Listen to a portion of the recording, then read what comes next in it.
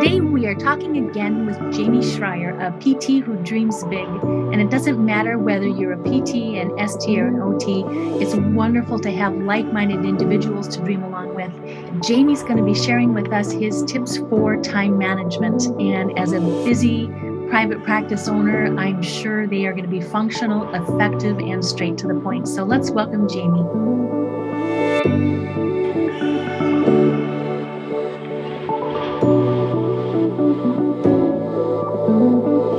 Hello, and welcome to the Missing Link for SLPs podcast. I'm really glad you're here. Today's episode is part of the How to SLP series, where we focus on basic skills that SLPs need in their careers, helping them build a solid foundation for a successful and rewarding career.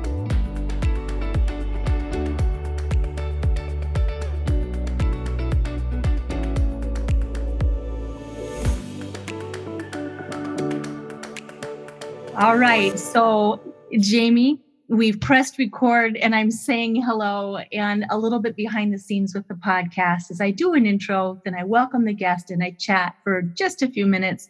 And with you, I have to be so fast on that record button because you start giving me stuff and I'm like, wait a minute, I want to capture this.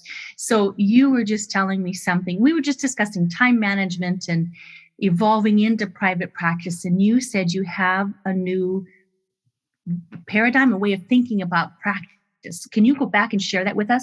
Pull everybody in? Yes, of course. And well, first of all, Maddie, thank you for having me back on. It's such a pleasure to be here and speaking to you.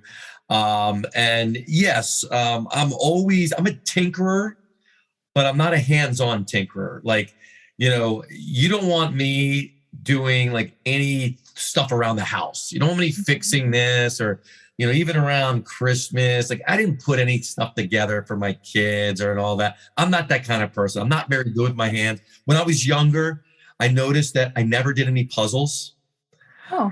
I didn't build model airplanes. I didn't do that kind of stuff. What did you do? Well, I just didn't do that. I was more, I was outside, I was playing and all that kind of stuff. So, but I'm a tinkerer though, but not tinkerer with like building a car engine or something like that. I'm a tinkerer in business. I'm a tinkerer in how people think and how to make things that are out there easier to understand.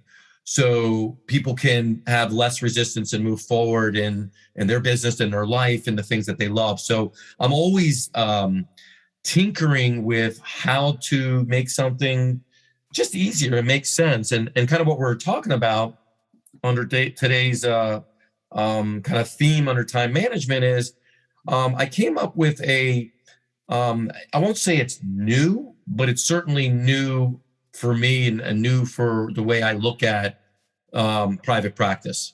So I call it the stages of private practice, and there's several stages of private practice. The first stage is the stage of the side hustle. And if anyone is got a full-time job and doing a little side hustle, whether it's a podcast or developing some other resources for people, or it could be you're doing a little treatment at after hours or before hours or something like that. I know for me, well before I went into business on my own, after work, I left the hospital and then I went and rented a little space at the gym down the street. And I would see, people for like $80 a session, and I got some insurance and that was it. I had a table and a chair and I would just treat them and do what I knew how to do. And that was my side hustle. So that for a lot of people is the first kind of stage of private practice. And then you make the leap.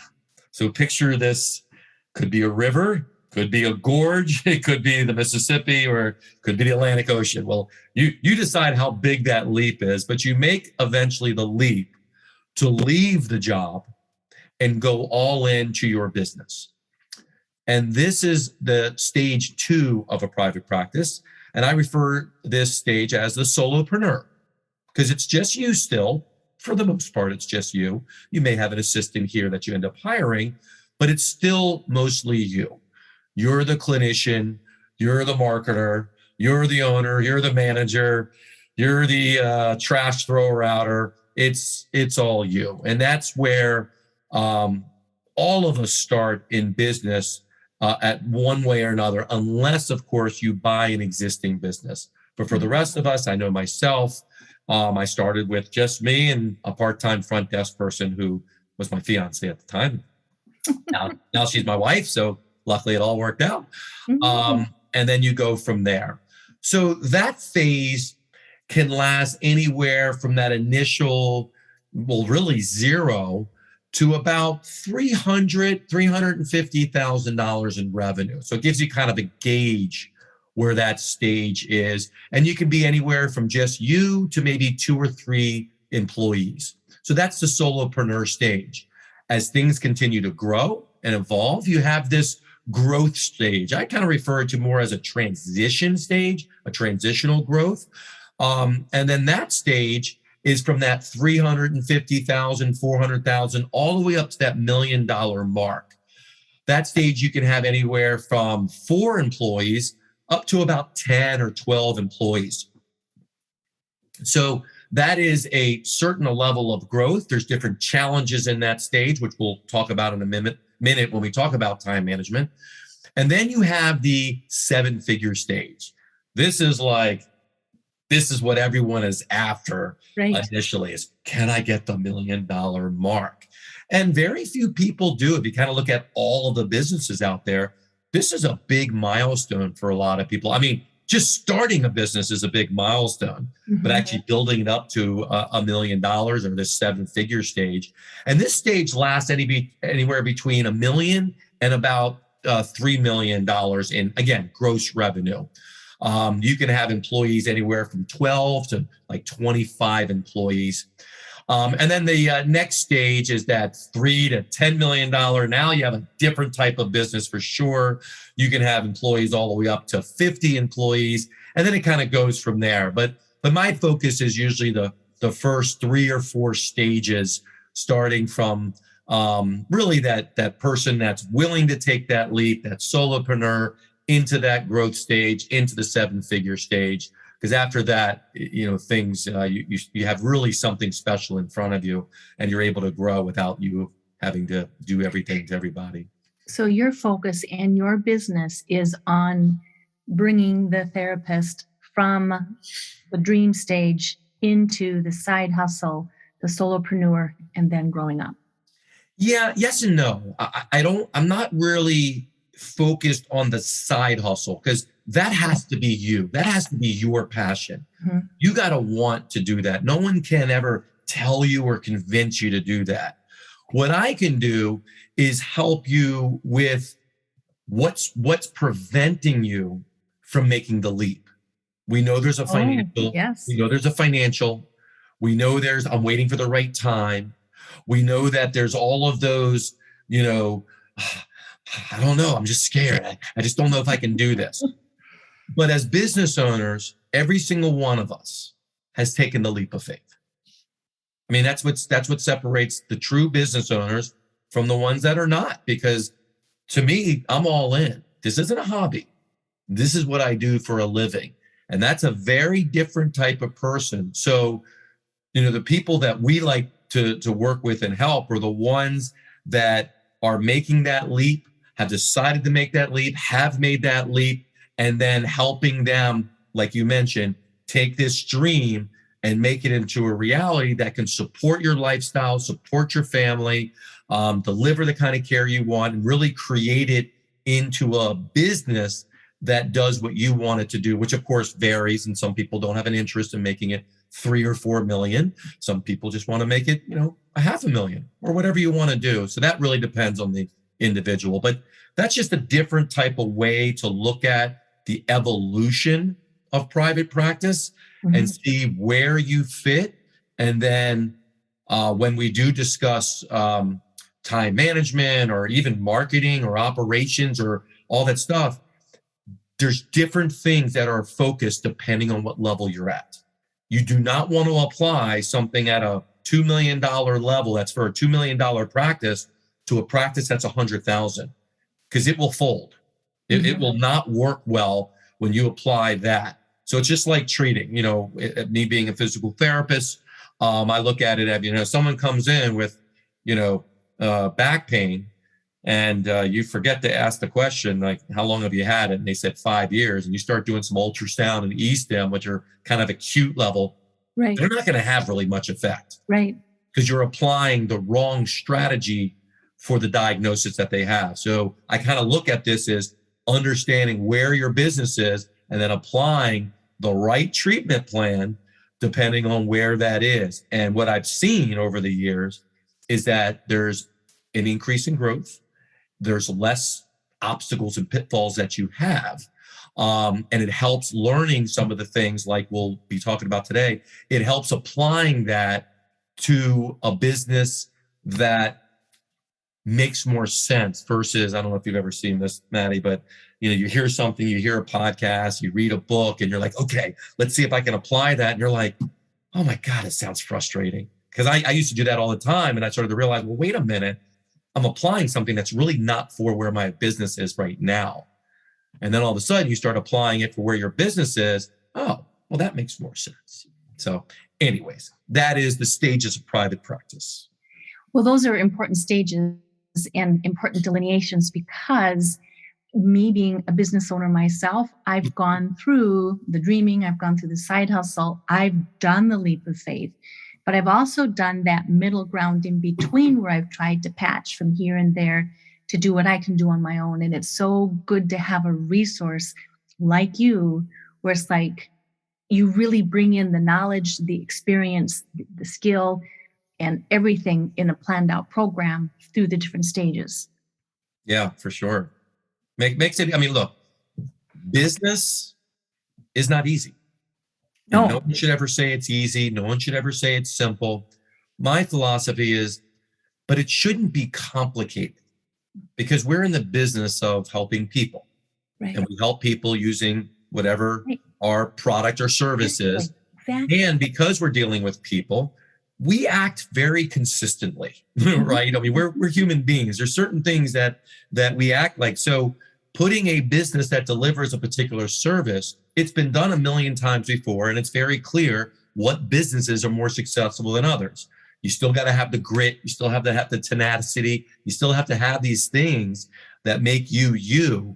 But my view is, but let me take away all of the confusing aspects of it and try to simplify it, so then we have more confidence to move forward and doing the things that we need to do to build our business for where it is right now to the next level, and not skip levels and then get really overwhelmed because we're not even sure how we got to this, 3-4 levels down the road. And we're like, oh my God, this is too much and it's too scary.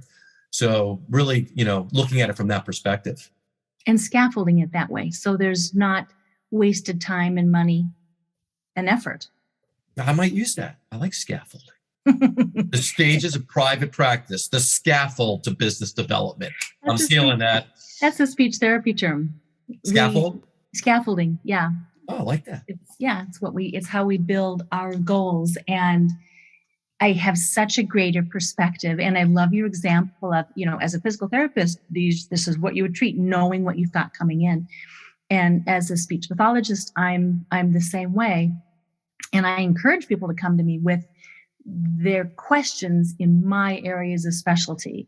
And I would, if they didn't, I would say, why aren't you coming to me with my areas of specialty?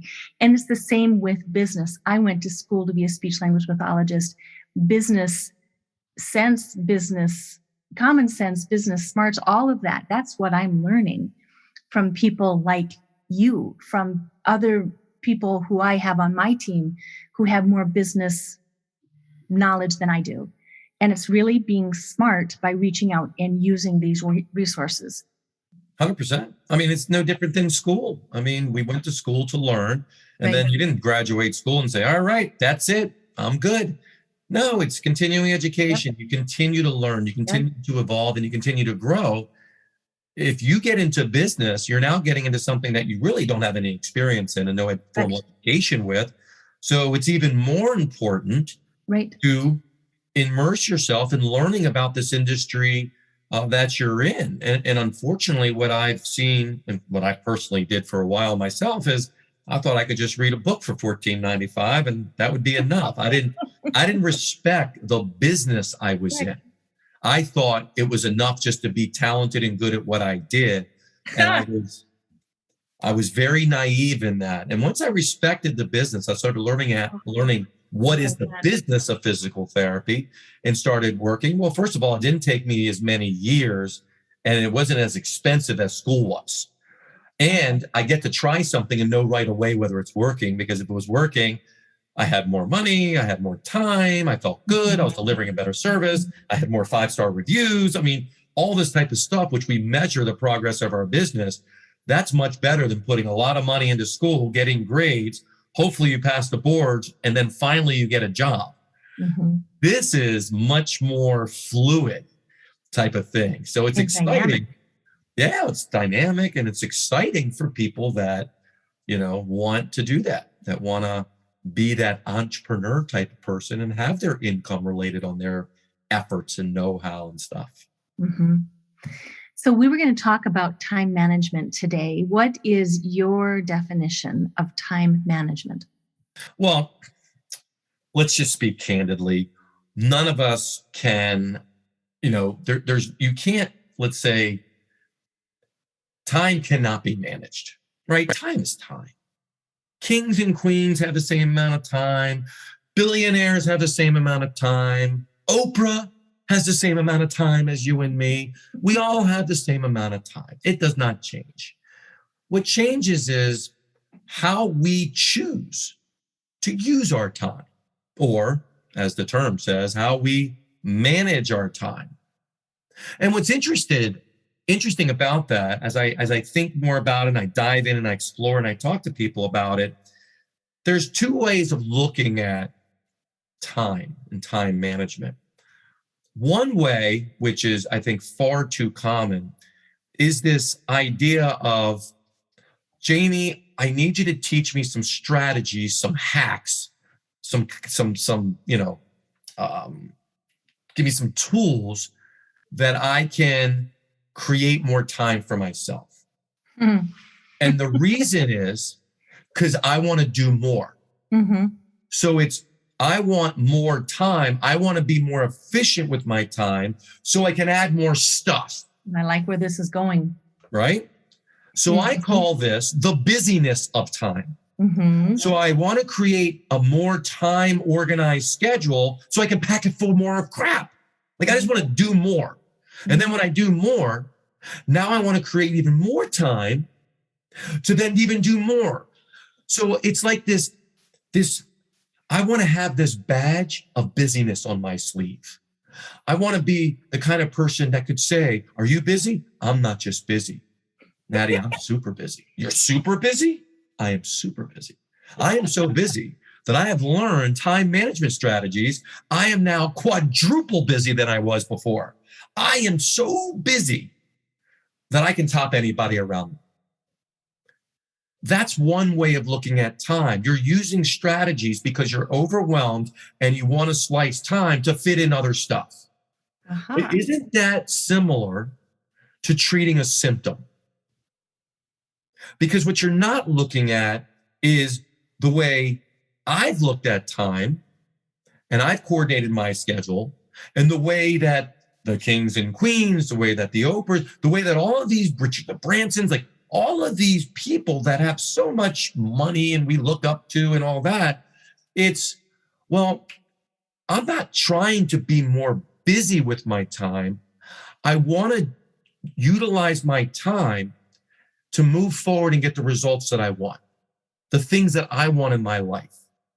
Now, I have to be open to one crazy concept. It might take you actually less time than you think to get the results you want. Maddie, that's a crazy concept. And of course, that's the concept that I learned. That's the concept I discovered. I was willing, and I did. I was willing to work harder and harder and harder. I was willing to do whatever it took. 12, 14-hour days, I didn't care. As long as I got what I want. And the more I worked, not only did I not really get what I want, I became burned out. I became irritable. I became everything I didn't want to be that I see other people being.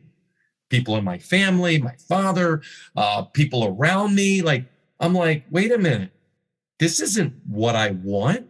Mm-hmm. So I was buying into the school of time management for busyness, that I just work harder and harder and harder, but still not get the results. Henry David Thoreau had a great quote. He says, busy, so too are the ants. The question is, what are you busy about? So then I started looking at this idea of time management in a different way. What if, instead of just thinking how I can create more time and carve out time to be busier, what if I just completely looked at my schedule differently? And what if I organized the time of the day, instead of buying into the old school 100 years ago, there's 5 days in a week, there's 2 days on the weekend, it's from 9 to 5 and trying to squeeze in much as I can. What if I just looked at, there's 24 hours in a day and there's 7 days in a week. And what I know about the brain likes similar things, right? You ever been in the zone? You ever been in the flow of something? Mm-hmm. Maybe you're working on something. Maybe you're playing a sport, whatever it is. You've just been in the flow. You sit down to write something and boom, 3 hours goes by and you're like, man, I could sit here forever. That happened to me last Sunday. My husband went for a drive. I said, come back in 3 hours. I'll be done with my writing. That's funny you say that. It's exactly what happened. And you got into a flow? I did. I disappeared, and then I just was writing and doing all the stuff I love to do, and bing, 3 hours was gone, and I'd accomplished what I needed to accomplish. Now imagine doing that, but it was very scheduled. You did it half hour, then you took a break, then you did something else, and you came back to it the next day, another half hour. Then you came back another time and you fit it in between a couple of patients. You would never have the flow, right? So this idea of a different type of time system uses that wiring we already have about focusing on a consistent thing. So there's 3 types of time systems. There are free days, there are revenue producing days, and there are administrative days. And I'll be brief with each. Free days are just like it sounds. It's a day free of work, free of business. It's a day to rejuvenate and to re-energize. Now, again, the busy people, they don't have days like this. They have minutes like this, but not enough time to really fill up the gas tank and truly re-energize you. And as we know, when our tank is full and we are energized, we are at our most creativeness. We can tolerate lesser than, like if there's a problem in our business or a problem in our house, we're fine. If you're stressed to the max and your kid says one more thing and yells, you will lose your crap, right? Mm-hmm. That means your tank is low. And when your tank is low, reactivity is much, much higher. Mm-hmm. So a little problem can be much bigger deal. Mm-hmm. When your tank is full, problems are viewed much differently. So when you have these free days, times to work on your hobbies, times to do things that you love to do, this puts you at a much better place to operate and think at a much higher level. Critical that we have these days. Now, for people who are asking right now, well, Jamie, I can't do a full day. We'll start out with a half a day.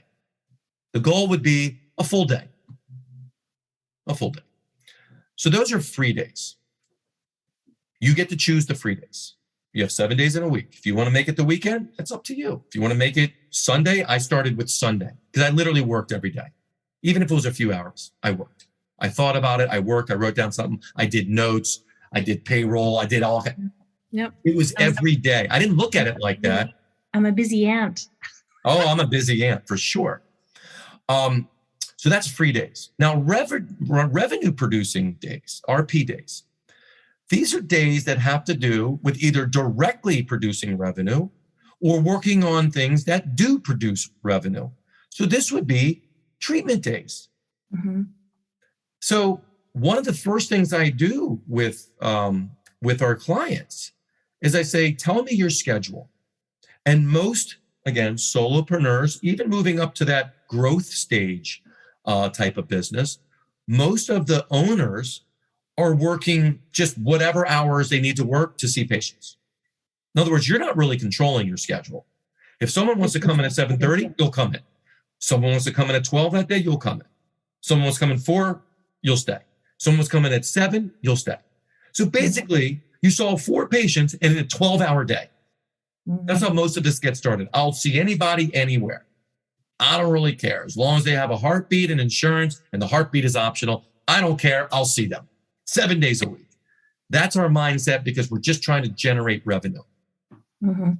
So my perspective is, well, you know what? If they really want to see you and they really want to get the results that you can help them get, then let them come when you want to see them, right? We don't go to the orthopedist and say, hey, I need my knee done. Yeah, I don't think Friday at 12 is going to work. What about Saturday? Yes, Saturday afternoon. Saturday afternoon works great for me. They're going to say, no, you can come in Friday, or you can just have a knee problem or go see someone else. We have to have that same mentality. So what I recommend for that is to concentrate your treatment hours.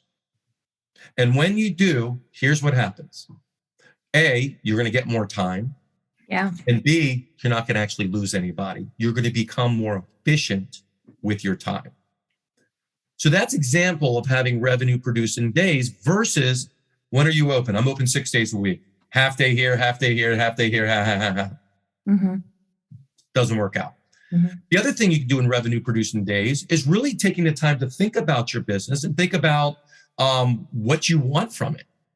So you could be looking at what the vision of your business is and what type of other things it needs. You can also be doing marketing during those revenue producing days because you know that marketing is going to generate patients. So building relationships during those days. So those are the types of revenue producing activities. And then the other day is admin day. Admin is there to clean up messes. That's what admin is. We all have messes. We all have stuff. Mm-hmm. So that could be time to look at how to delegate certain things from your plate. That could just be having some meetings with your staff. That could be dealing with the printer that's on the fritz again. Whatever that is. But again, you are looking at, I want to deal with all of my admin stuff, or at least 80-20. We'll take the 80-20 rule. 80% of my day is dealing with that admin stuff. Instead of doing all 3 days, all 3 time systems in one day. Well, I went in late today, so that's a 2-hour free time. And then I met with a couple doctors. That was a couple hours. And then I saw some patients, so that's revenue producing. And I had to deal with some notes and talk to some people. So I did it all in 12 hours. That's very inefficient use of time. Mm-hmm. So that is a time construct. 3 different days and looking at when you want to do each of those and you choose. Here's one thing about that. You must pick your free days in advance. Use your calendar. I'm a big component of using a digital calendar. Use your calendar. I use Gmail. Use your calendar. Block out right now the free days, the days off you are going to have in the next month, or if you're very bold, in the next 90 days. And don't use the words, yeah, but what if? Nope. Choose the days you will have off and put everything else on the other days. So like I told you before, I started with one day, Sunday. Mm-hmm. I went, that's it, nothing. I blocked it out on my calendar every Sunday. Woke up, God, did I have the urge to do some work? Did I have the urge to check some emails? Do just a little like prep work for the Monday? I went, nope.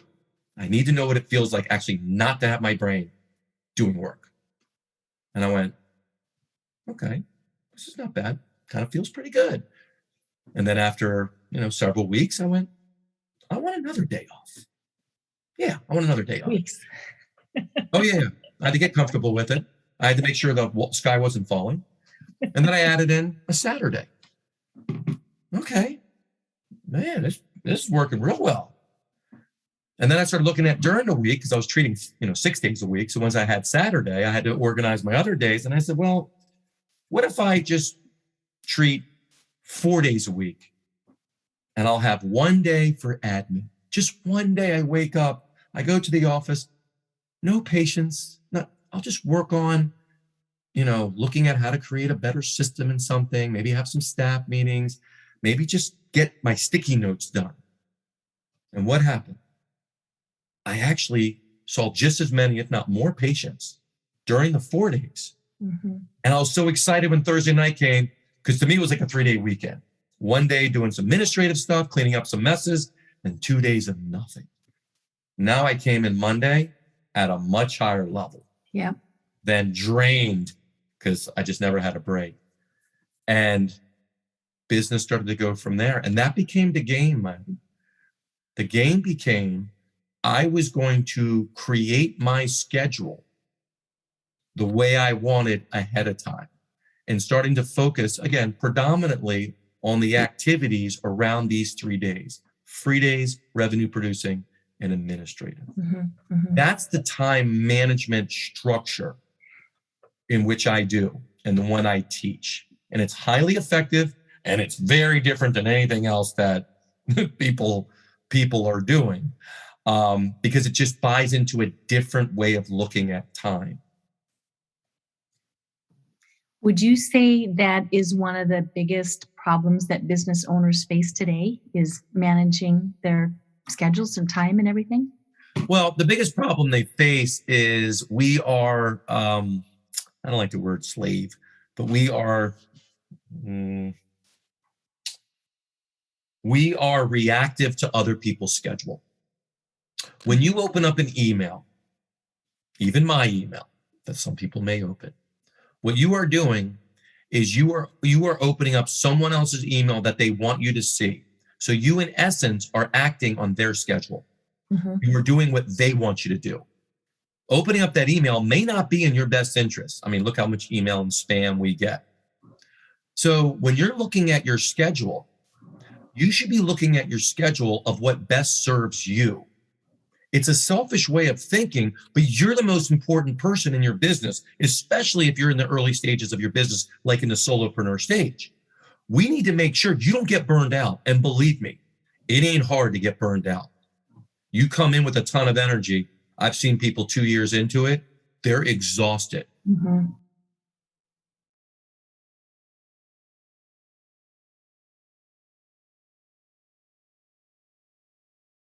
Mm-hmm. They think time is their greatest resource. Time is the resource that you have the least amount of. You might think it's money, but it's time, because we only have 24 hours in a day, minus whatever amount of hours you're sleeping. And if you're overwhelmed, you're probably not sleeping many. That doesn't leave a lot of time. So we have to make sure we're being the most productive with our time. And if you're operating on everyone else's schedule, such as your patients, that's what becomes inefficient. So there's another concept that's really great and beneficial. It's called the concept of chunking time. I learned this many years ago, and it's just like it sounds. You take something and you squeeze it together. So if you're doing, let's say administrative stuff. So you have, you're doing a staff meeting at 9, and then you treat a patient at 10, and then you have, you do a little note writing at 11, and that's kind of how your whole day does. Instead of doing that, chunk together all of your admin time. Mm-hmm. Chunk together your meetings. So you have one meeting right after the next. Chunk together your patient care. So you have one patient after the next. What does that do? It does exactly what you experienced when you were writing for 3 hours. It helps you get into a flow, because your brain likes similar things consistently, because it gets into a flow. It learns how to operate and think about whatever the task at hand. When you're treating, it is so much easier to treat back to back to back to back to back than have a break every time in between, because you don't get flow. It happens in sports. It happens in a lot of areas. Being in the zone is another way of saying it. Being in flow, working like all of a sudden time just flies by. The other thing that helps with flow is do something that you really enjoy. Do something that you're naturally good at. So if you can't get in flow, is it because you're being interrupted? Or is it because what you're doing is just like pulling teeth? Like for me, I will never get in flow doing a puzzle. It ain't my flow. I will never get in flow putting together some, bicycle or something like that. It ain't my jam. So when things like that, when there's things that this isn't my flow no matter what, that's how you know what should be delegated from your plate. And delegation is a huge form of time management. Removing things which you don't like to do or you're not particularly good at, and only doing the things in which you love or which you're good at. Can you imagine waking up every day and 90% of your day are things that you actually really like to do or you just have an affinity of doing? That was your day. Everything else on your day was actually delegated to someone else who was doing something that was on their high-level list. High-level list. It's unbelievable what happened. But again, sometimes we just like to just beat ourselves up. And we subscribe to the theory that, well, I have my own business. It's supposed to suck and I'm supposed to be miserable. And it's part of that is just doing the stuff you hate to do. And I just don't subscribe to that. It just doesn't have to be. Do what you do best. And that's how you shift the mindset? Oh, you buy into that mindset, your whole life will transform. Because you'll start to focus on how to begin to remove the things that are causing you the most friction. See, whatever causes you, this is how I began to delegate. Whatever caused me the most friction. So I started, putting some free days in there. And I had my revenue producing days, at the time, mostly treatment. And then I had a ton of just messes. And I said, there's just certain things I don't like to do. I don't like doing payroll. I suck at it. I suck at balancing a checkbook. I never have. I've never balanced a checkbook. My checkbook in my private practice, if I was at 1,000, 2,000, I was fine. Like if I was off by that every month, I was fine. Like I never knew it was really in my bank account. I had no idea what a budget was. It just wasn't something that I just naturally understood or had an affinity to. So I could do one of two things, Maddie. I could just be like, I am Jamie. I should know this. I will learn. I will take a course on reconciliation and payroll, even though I absolutely can't stand it. Or I went, you know what, Jamie, get over yourself. There's other people that love this kind of stuff. What about if I just ask them to help me? And just wrote the check and asked them to help me. Because what I could do with my time was 10 times more valuable than the check I wrote to the payroll person or the check I wrote to my bookkeeper. And that was one of the first major things I delegated after, 3 years in business. I delegated payroll and bookkeeping. And this person, oh my God, she took it and did so much that I never, ever in 100 years would have done. What she was able to do and how organized it was, how clean it was. I mean, that taught me so much. So then I was like, wow, I just felt like I got rid of this weight. So then I said, what else can I delegate? Yeah. And I just started making a list of all of the things that at some point I was going to delegate. Then I started to prioritize the list and pick the stuff that I thought was easy. I like to go with the easy stuff first, and then moved on to the bigger stuff. So The easy stuff was a lot of the admin stuff. The easy stuff was, answering the phone and doing the scheduling. I kind of did all of that. I ran back and forth. The billing I did, every Friday afternoon during my admin day, we'd print out all the bills. This was old school. Stuff the envelopes. We had a whole process going, making sure the bill was correct, stamp the envelopes, then go home and drop them off in the mail every week.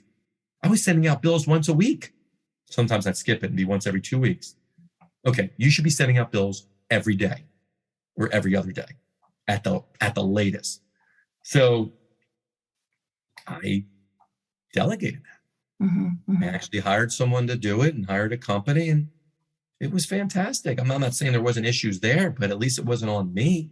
And I get to focus more on the stuff I like to do, which is treating patients and building and developing relationships with referral sources that can get me busier so that I can get to the next level. It's brilliant the way you think, the way you streamline and increase efficiency and operating your area of genius. Yep. We're almost out of time. One more question. What advice would you give the person who wants to break free from the busyness, and how do they shift over from the I have to do it all to your beautiful way of thinking? Yeah. Look, you can't think your way to a new level of business. But what you can do is put action to get a new level of thinking, right? I can do research. I can study all the business stuff in the world. If I don't actually do it, it's never really going to make a difference. But what I could do is hesitantly and conservatively say, okay, Jamie, let's put your thing to the test. Fine. I will take 1 day off a week, just one. And I promise I won't do any work-related stuff. I'll only do stuff that I love. I'll spend time with the people that I want to spend to. I won't check emails. I won't worry about what was paid. I won't go by the office and check the mail. I'll do that one thing and I'll see how I feel about it. Start with that one thing. If you want to do delegation, then start with one thing that you can delegate. That won't cost you anything more, really, depending on where you are in your business. But maybe one thing. Get somebody to help you, which means you have to be open to be allowed someone to help. And Maddie, there lies the problem. There lies the block that most people are in. We have this rugged, individualistic, I am the person. I'm the man. I'm the woman. It's my business. Letting go is cheating. I'm no cheater. I don't let go. I do it all. I will work myself to the bone to do it all. That mindset is what keeps you stuck and overwhelmed and really just not happy. So I would take one of these things I share, either the chunking activity of just take your schedule and condense it a little bit. That's all. If you're working 35 hours a week, condense it to 30. What do you have to lose? If it doesn't work the way I say, fine. Increase your hours, work 60 hours a week if you want. That's okay. But what if it does work? All of a sudden, your confidence is going to go up. You're going to have more time then to focus on some other things. And it starts to snowball. Yep. Once I reduced one activity, started delegating, I started looking at all of the activities on my plate. So I made a list of all the things that at some point I didn't want to do anymore. It didn't happen overnight. It took me months, if not years, to do it. But I knew if I did it, I would focus more on what you said, my zone of brilliance or my zone of genius, my unique ability, whatever you want to call it, my superpower. But I would actually do things that I love to do, that I love to learn more about, that would better the business, better my patients, better the care, better everything. But I had to be okay with that. I had to be okay with actually enjoying my business and not struggling and feel like I was cheating. That's the hardest part with this, Maddie. Well, and we see that in clinic. And I guess here at the university, students will say, well, what if I don't know about this? it's okay because there are others who do know about that. So in the clinic setting, if I'm not like excellent with childhood apraxia of speech, for example, because I'm not, but I am good in this area, then I'm going to refer that client out for that disorder. And it's the same with running a business, I'm hearing you say. It's the same exact thing. It's the same thing. Be where you are the genius, where your passion, where you wake up and you're excited and you're operating at the top of your energy and you're top of everything. You do not have to know it all. You do not. No one expects you to know it all. Nobody wants you to know it all. And guess what? No one likes to know it all. Did you plan that? That was good. Yeah, of course I planned it. I didn't say any of this stuff off the cuff. I spent hours planning for this. I love it. But yeah, I mean, that's the hardest part because we are in the smart profession. We go to school. We don't get rewarded for being wrong. No. We get rewarded for being right. And then you go into business and you have some Yahoo like Jamie Schreier say, it's okay to be wrong. It's okay to fail. It's okay to let go. That's actually the secret of growing your business. You're like, wait a minute. Nobody's ever said that to me. Mm-hmm. Yes. And you've never been in business before. Mm-hmm. Business isn't about knowing it all because if you know it all, you'll never grow because it'll only be as big as you. Yep. And if that's what you want, if you just want a job working for yourself, making a few dollars, then do it the way that most people do it. But if you actually want what we call practice freedom, if you want control of your time, if you want a work-life balance, if you want to make a few dollars to actually pay for your student loans and pay for some of these things that it takes to have a really nice life, well, then you have to rethink and redo how you look at your business. And that starts with looking in the mirror and being like, it's okay to be vulnerable. It's okay to let go. And it's okay to ask for help. Because when you do, you will be on the road to where you want to be in your business. And it'll be much easier. It's not going to be simple. It's not like an easy road, but it's easier than the alternative for sure. Sure. For sure. You give me goosebumps every time I talk to you.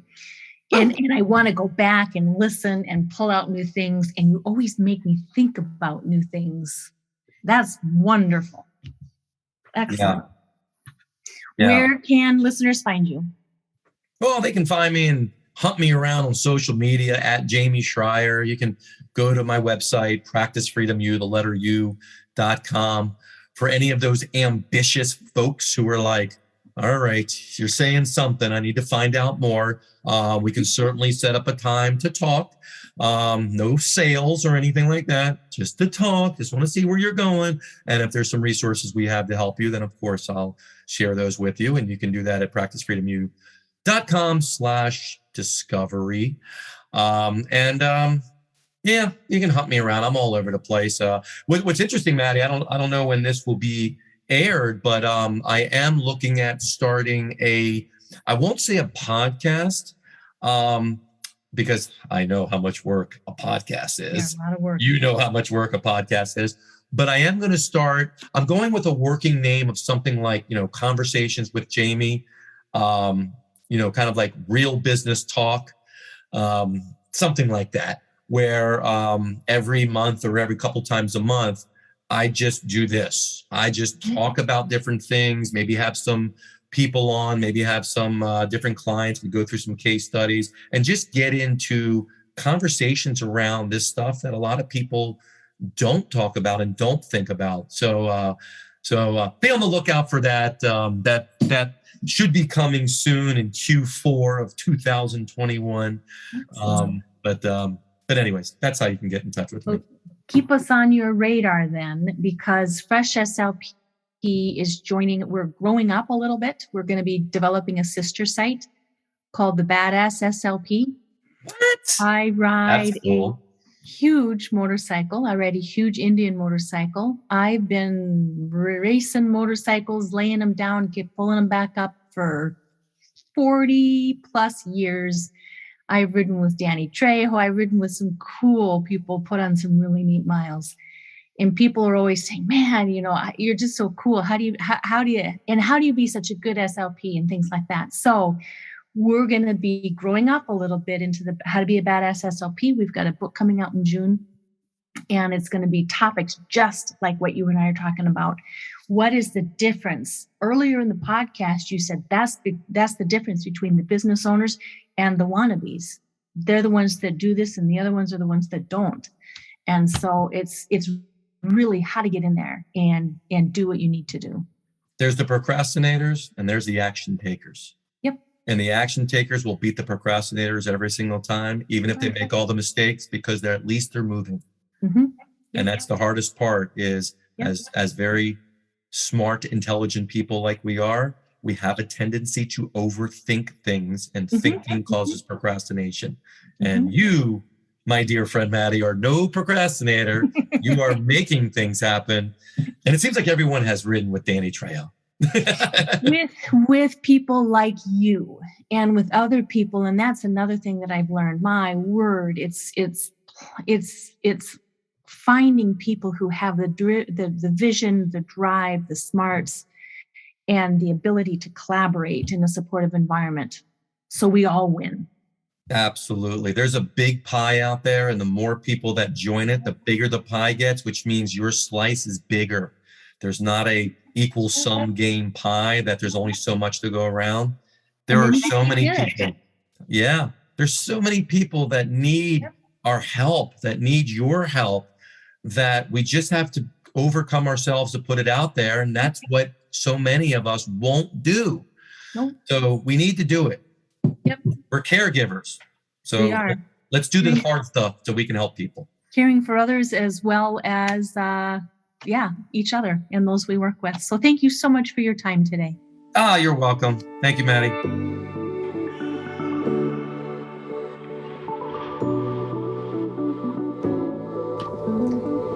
I hope today's conversation has created some aha moments for you and motivated you to become a better SLP, continuing to connect some of those missing links between what you know and how to use that knowledge.